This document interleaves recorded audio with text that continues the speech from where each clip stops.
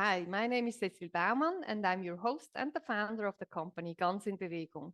I'm a movement and Alexander Technique specialist. My business serves holistic thinking people who want to improve their mind body connection. We are coming to you live from Zurich, Switzerland. Our interview session today is with Jennifer Roy Francoli, a musician, author, and creator of the Art of Freedom method.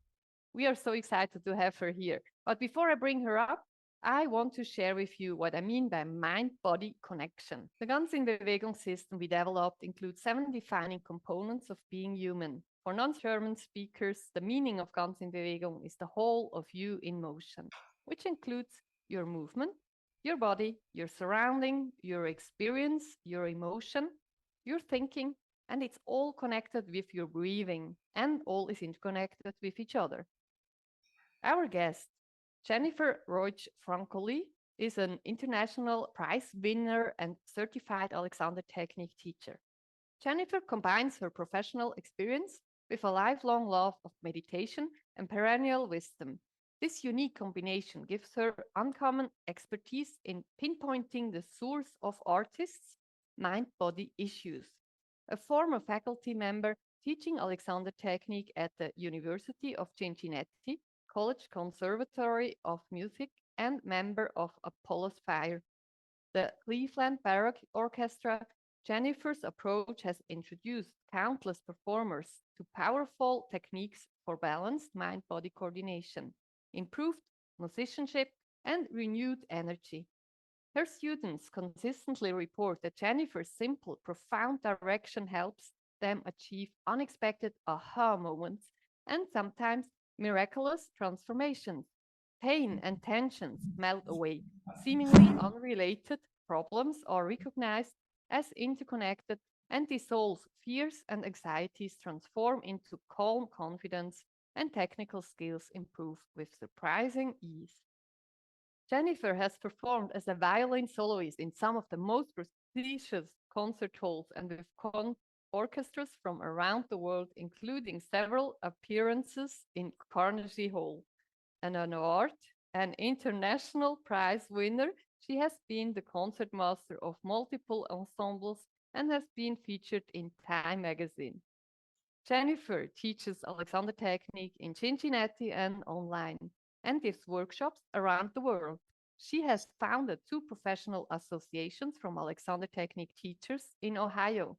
In 2009, she designed and implemented a successful research study for surgeons using Alexander Technique and Cincinnati Children's Hospital, a medical center, which resulted in a prize-winning paper presented at the American Academy of Pediatrics and published by the Journal of Urology. Her mission is to help musicians feel better and play better. If you have any questions you like to ask Jennifer, please contact her directly. Now, let's welcome Jennifer as I bring her up here. Hello, Hello. Cecile. Hi, thank you so much for joining us today. Thank you so much for having me. I'm really delighted to get to know you and have a conversation together. Dana Ben Yehuda told me about you and advised me to contact you for being a great interview guest for Ganz in Bewegung. I'm so glad that we finally meet, and I'm curious to get to know you better. Can you tell us about your connection with Switzerland and how it influenced Yes. your journey? Ja, natürlich. Super. My mother is from Zurich, actually, where you are right now. And I spent many of my summers in Zurich with my grandparents. My father is American, so I actually grew up in Pittsburgh, Pennsylvania. But I have a strong connection and love of Switzerland, and grew up speaking only Swiss German with my mother and English with my father. Yeah, But I I can have to hear say, it. I've forgotten so much of it since I left home at 16 and stopped using it. It's a little embarrassing. No, you speak perfectly. It's really great. Oh, far from it, but thank you. How did being a mother shape your path? I mean, you have 2 sons, yes? Yes, I have 2 sons that it's hard to believe, but they're already 25 and 22 years old. And my older son just moved away to Philadelphia last month, so I'm feeling that a little bit. But my younger son is actually doing a master's in violin performance, and so they're doing fine. How did it shape my experience as an Alexander Technique teacher? That's your question. Yeah. Um, that's a very big question. What comes to mind when I think about that is that before they were born, before Gabriel was born, my older son, I really loved being pregnant. It just felt like such a beautiful, natural thing. And I was very fortunate because it was easy for me. I know it's not easy for many women, but I was fortunate. It was easy. And yet I had never even held a baby until I held my own baby. And it was, so I did a lot of research. I read a lot of books. I didn't have family nearby. So when Gabriel was born, I was very, very happy, but it was also extremely difficult and stressful, as it is for many people. Mm. And over the years, as my second son was born 2.5 years later, and it was difficult to be a mother without having had any experience with children and without any help. Although I have to say, my husband at the time was extremely wonderful and helpful. So that was good. But how did it affect my Alexander experience? Well, I did a lot of carrying my babies around, of course, Yeah. and I would carry them on my hip very often. And after a number of years, I started having neck and back issues. And I think that was a combination of carrying them in not such a healthy way, but also feeling the stress of wanting very much to be a good mother, wanting to do everything right, and at the same time having very little control over these little people. So so, true. so the Alexander technique, when I finally found it, cured me of my neck pain very quickly. I was also very fortunate in how rapid my improvement was. It's not so quick for everybody. It can be, but everyone's different. So I was very lucky that my neck pain went away quickly, but I was so fascinated at how my emotional state improved along with the neck pain. So I'd say mothering was wonderful and very challenging, and continues to be wonderful and challenging, although it's gotten a lot easier. Thanks in great part to the Alexander technique and having new tools to be okay with not being in control all the time and letting things be good enough instead of perfect and those types of things that I think parents always want to be good parents, but it's hard sometimes to not to feel like you don't really know what you're doing and learn how to go with the flow and respond to the constant changes that come from your children. Mm. It's a constant learning experience, and it That's continues to be. that's so true. And I was fortunate enough to have the Alexander training before I was pregnant with my first child. So I Mm, was quite young having the opportunity to learn. But yes, you still, were so lucky. yeah, Mhm. but still after giving birth and everything, it's different afterwards, and you have not so much time, and you have not so much time to care about you because you have to Mhm. care for somebody else. Right. And but it still helped me a lot, of course. I can't imagine. I think I would have been broken before after the first year already if I wouldn't have known the technique Yes, because that's this such a huge really help. kept me going. It's so Mhm. hard, the start with children, Mhm. all the changes hormonically. Yeah, Yes. the whole thing is changing. Well, your life changes completely from one moment to the next. That was my experience anyway. Everything changed. Yes, yes, Physically, emotionally, practically. Suddenly you get no sleep. yeah. So all of a sudden you have a completely new, different internal and external world to manage. And if you don't have skills to be really flexible and to stay centered and know how to respond to those changes, then it can be really hard.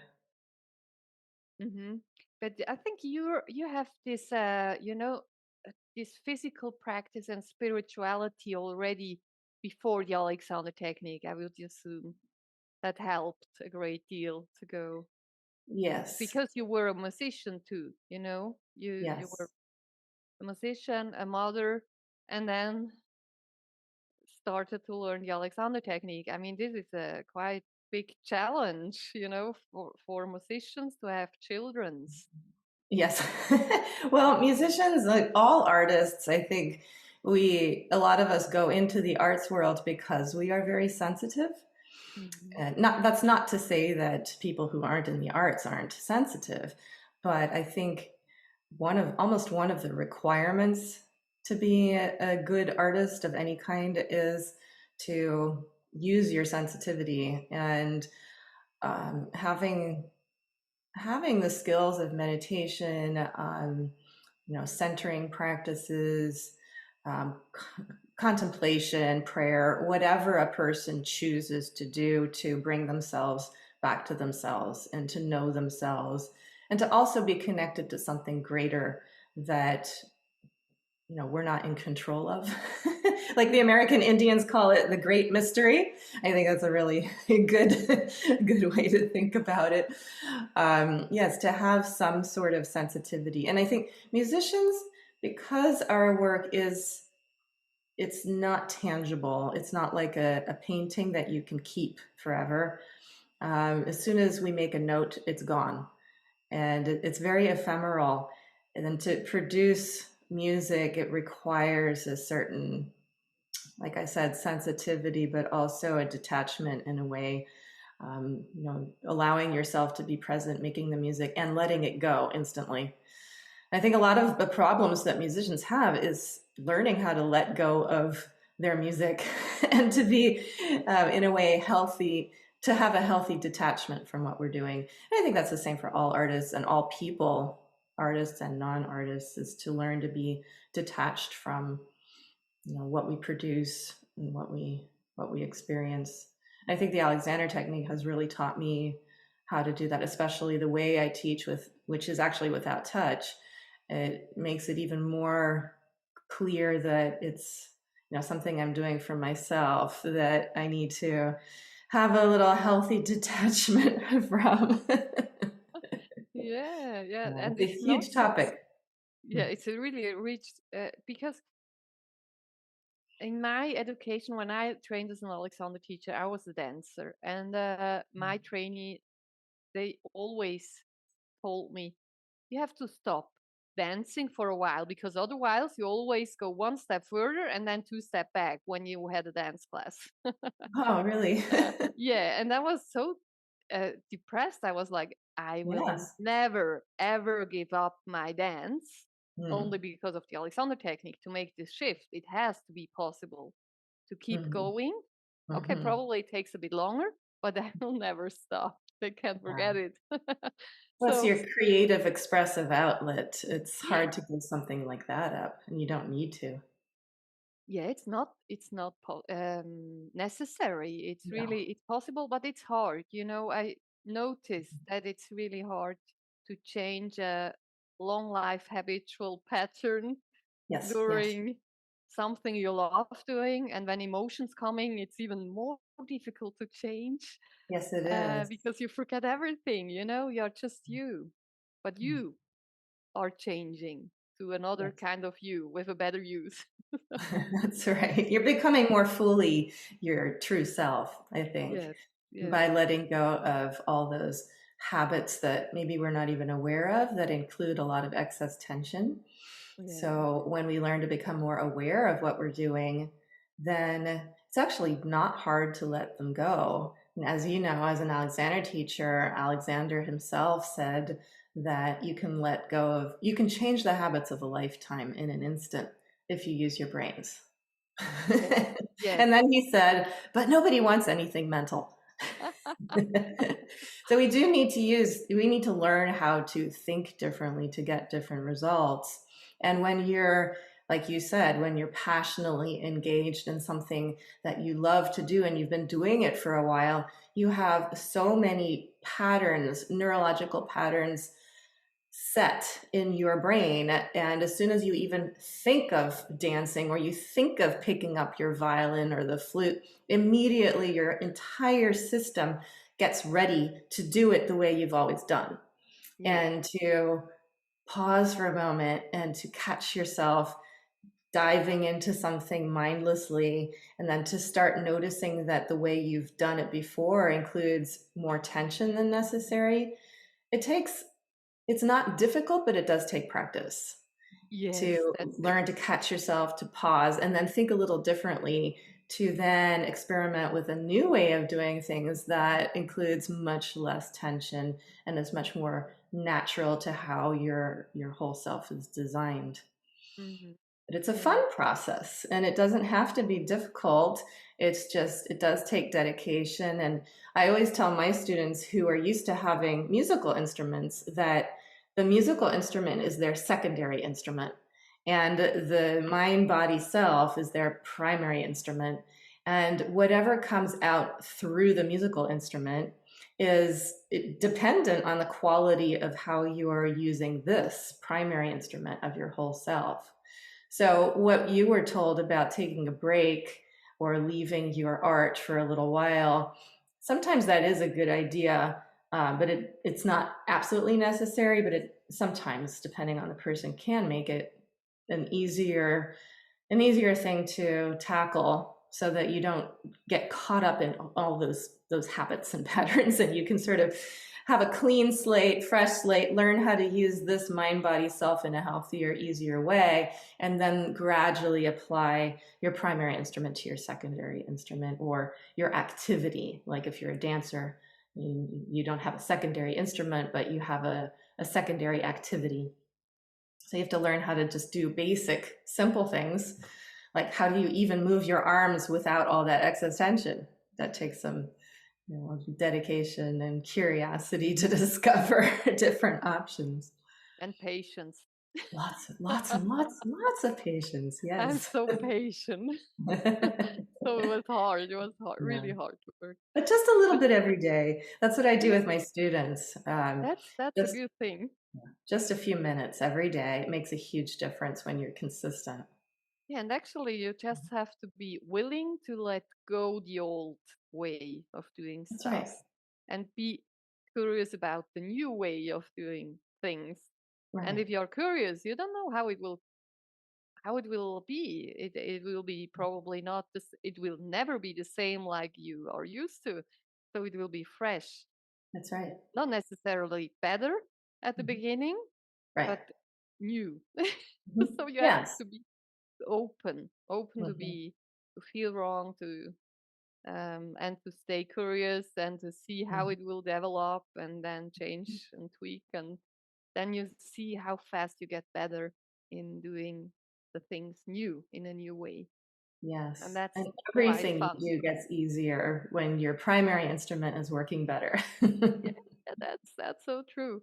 How do you came up with the art of freedom method? You know, you're the, the Yes, it's a founder. good question.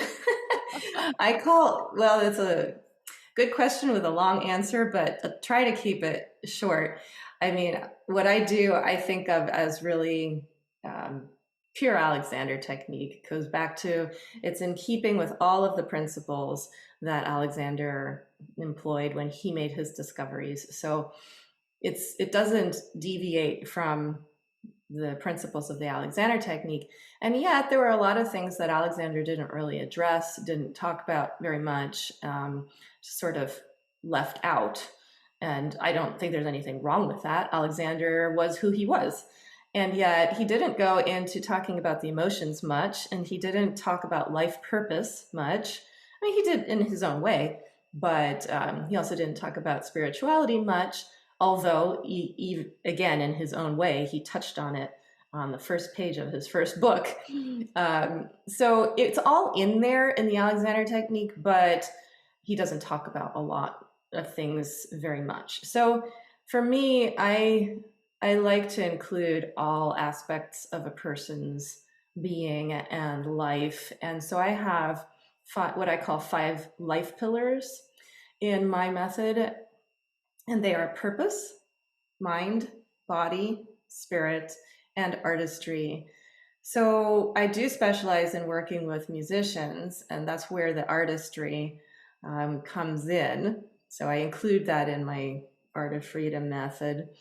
And, personally, I decided to call it the Art of Freedom method because I want to have the freedom. I am giving myself the freedom to do whatever I want, to teach whatever I want, whatever makes sense to me and feels right in a sense, not just feels right, but it just feel is the wrong word. It's like whatever comes through me. And I want to be a channel for things that seem important, and I don't want to have to exclude anything that I feel is really important and essential to human nature and human life. So if I call it the Art of Freedom method, I'm not only giving myself the freedom to be myself and express myself the way that I need to,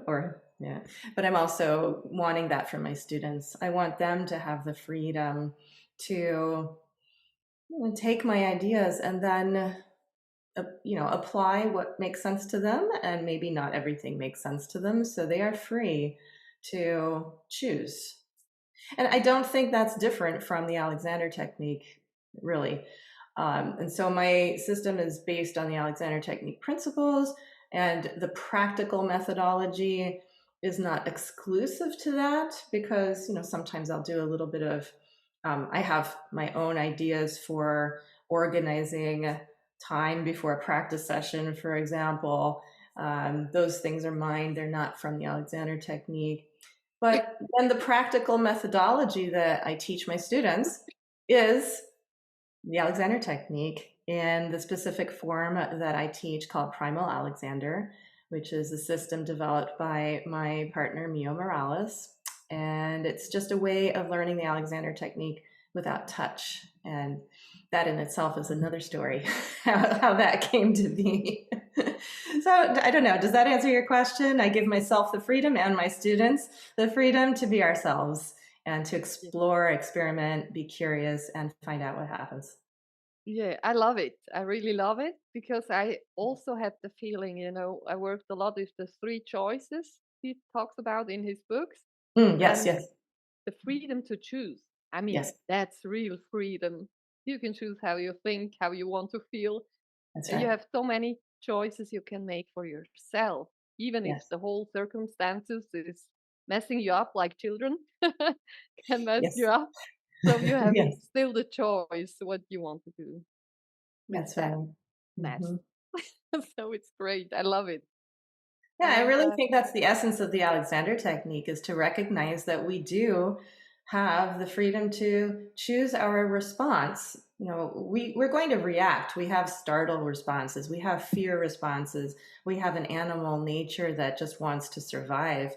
That's all natural. But then once we notice that we're reacting to something, like something throws us off and scares us and we get angry, for example, once we notice that's happening, we can choose. We can continue to fight or flee or freeze or submit, or we can call upon other inner resources that might allow us to find a different way to respond that's healthier and easier and more inclusive and more loving.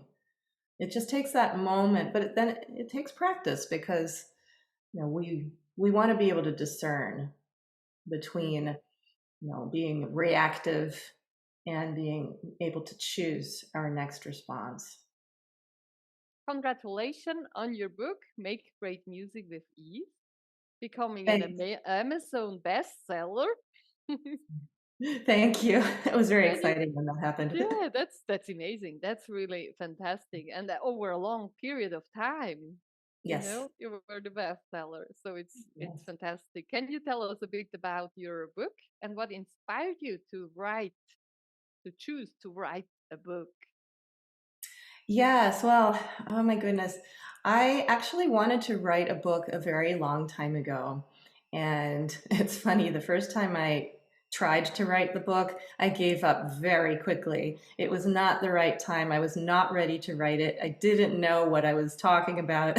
And so I had a general idea, but I didn't have the life experience or the teaching experience to be able to condense what I wanted to say into that form. So I gave up.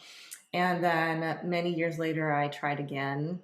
And then it went better, but then life took over and I had to stop. And so this last time was the third time. And I said, okay, third time, I'm not going to give up and nothing is going to get in my way. And I don't care what it takes. I'm going to make this work. And thankfully, life allowed it to work. And yes, it was a very, very challenging project that I think if I had known how difficult it would be, I might not have done it. And that seems to happen a lot in my life where I take on challenges without, sort of in a naive way. Like they seem like a good idea. And so I dive in without knowing what I'm doing. And then down the road, it gets hard. Yeah. But then I just persevere and then it happens and things tend to work out.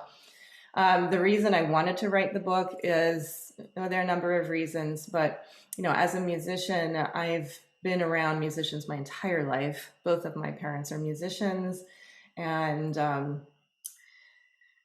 I've witnessed a lot of pain and suffering in the musical profession.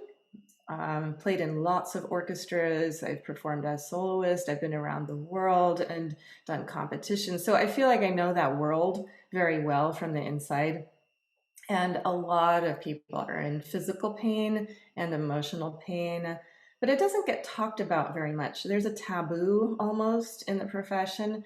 People are afraid to admit that they have problems. Sometimes for good reason, because a lot of musicians are freelancers and they don't want the word getting out that they have an arm problem, for example, because then, they might not get hired, is the fear. Whether that's the reality or not, I don't know, but that would be the fear, that they don't want people to find out that they have an issue. And things are getting a little better now with people recognizing that mental health problems are a real thing and it's not stigmatized the way it used to be. So I think it's a little easier for people to be open and seek help and to talk with other people about anxiety. Performance anxiety is a huge issue. As in the dance world, I'm sure, is also, and in all the arts world, performing arts. So performance anxiety is very common. Mood swings, like we were talking about earlier, about how musicians are sensitive. And I've seen it not be unusual for people to have extreme mood swings. And all these things make, when they happen to you, it's hard to be a happy person when you're in physical pain, you have tendonitis or carpal tunnel and you can't play your instrument for a long time. And then you start worrying about your career. So having seen all of these things and talked with many people, and then learning the Alexander technique, which completely transformed my life very quickly, I realized how much the Alexander technique is needed in the arts world. And there are some other books out there to help musicians, but I wanted to write a different book and a book that really takes into consideration all aspects of being human and the specific challenges that musicians face. The book is divided into 3 parts, and the first part is all about the challenges that musicians face: mental, emotional, physical, spiritual, and artistic.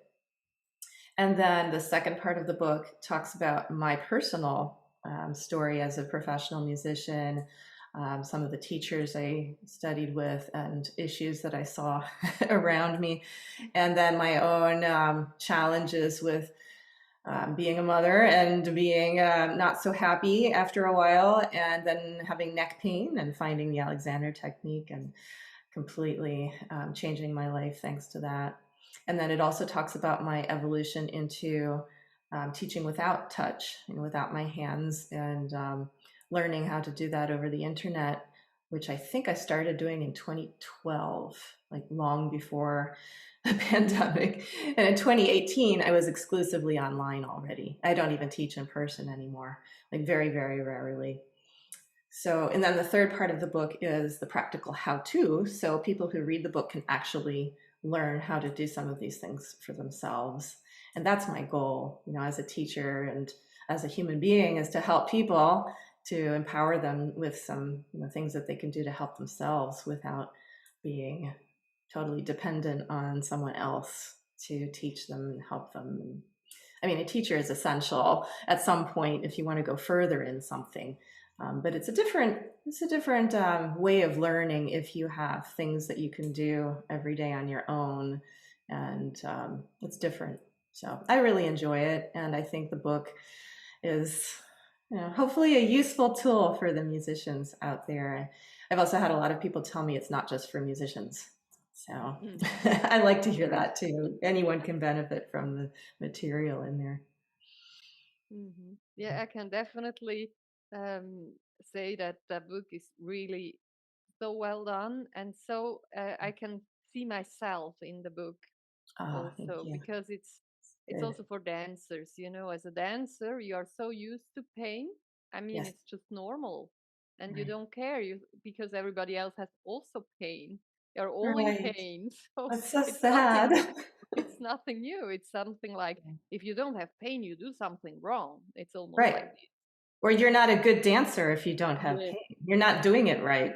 yeah, you should do more. And I was really having to change this mindset of that Hmm. you can dance without having pain. You don't need Right. to have pain to be a good dancer. And I got better than ever before now, Oh, that's since I wonderful. train with the Alexander technique way of Yeah. dancing. And I I don't also think teach. art should hurt. Art should not hurt. And Yeah, it's for self-expression of all kinds of things. And when you let the emotions through, they don't get stuck, and then there isn't pain and suffering. We have to hmm learn how to do that. yeah, and that's great that you have tools and a Mm. great book that you can really do it step by step for yourself Mm. and Yes, figure it out. So that's right. that's fantastic. I love it. I really like the way you approach the book also, the holistic Thank you. view. That's why you're such a good match for Ganz in Bewegung. It's, Thank it's you. wonderful. And I wonder also about um, online teaching. Can you Mhm. tell us just a little bit more about how you approach the online teaching, how this is working for you and your clients? Let's say probably a aha moment for somebody, you know, Mm. just having Yes. online classes with you. Yes. Well, to me, it's not so different actually from teaching in person. And I don't really care where someone is. It can be on the other side of the planet. It doesn't make a difference, because we are still connected. And I believe that there's an energetic component. Also, I mean, you're just pixels on my screen right now, Cecile, but I can sense that you exist. Even Yeah. though I don't see your 3D body, I feel like we still have a true connection here. And, uh, there are very, very specific ways that I teach my students. It's like you said, it's step by step. And the first thing that I help my students recognize is that they can pay attention to what's going on inside of themselves. They can be curious and they can raise their awareness, their consciousness of what's actually happening to them right now. And Mio talks about that. He calls it the primary concern. Our primary concern can be what's happening to me right now. And then to be able to differentiate between relative discomfort or pain, or dis-ease in the body as compared to other parts of the body that are just fine, where there is relative ease.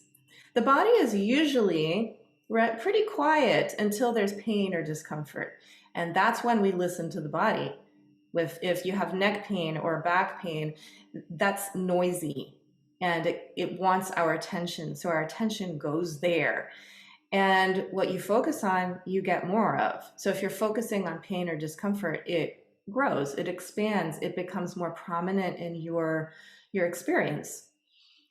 We're not used to noticing pain, not judging it for one thing, accepting it, being with it, but then moving on and getting curious. Well, my shoulder hurts or whatever, but I wonder about the places in my body that don't hurt, the places in my body that feel fine. They're so quiet, I don't even notice them most of the time. But what if I did get curious and started paying attention to the places of relative comfort or ease? And it's really amazing. Everybody can do this. It's a natural human ability to have some measure of control over what you're paying attention to. So when you start to experiment with this and you get curious, all right, here's the pain, but where's there a little bit of easing? Then you start to have more of an experience that's good and positive.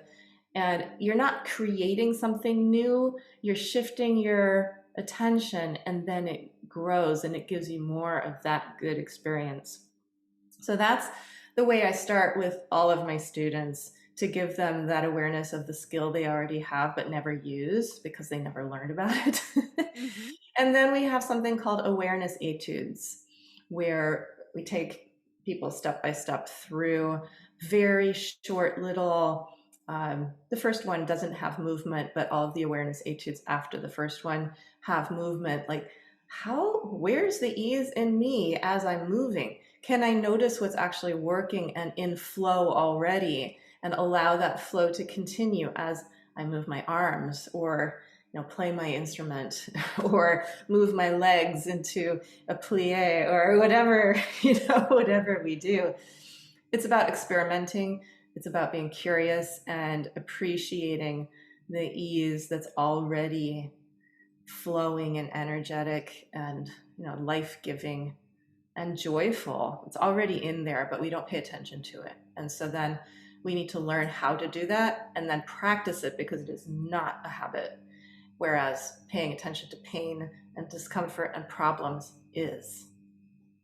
So, and in the music world, it's probably the same in the dance world or any other arts but classical musicians especially are very good at finding what's wrong and what's not working and what needs to be fixed. If a note is in tune, it needs to be fixed.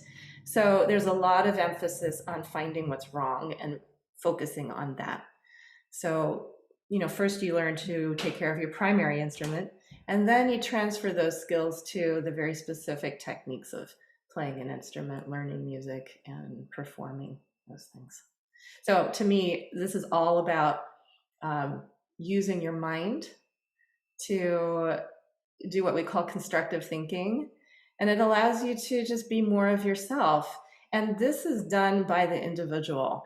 I am not making other people think a certain way. They always have choice. And I'm not doing something to them with their hands. With my hands, I'm not touching them. So there's no confusion about how the positive changes are coming about. And I just really love doing it this way and using the thought process instead of the feeling, kinesthetic experience. It's great. Oh, we could talk for hours. But yes, we could. You have great questions. Almost up. And before closing, what are the top 3 things you want our audience to take with them? Well, the first thing that comes to mind is that we are a whole being.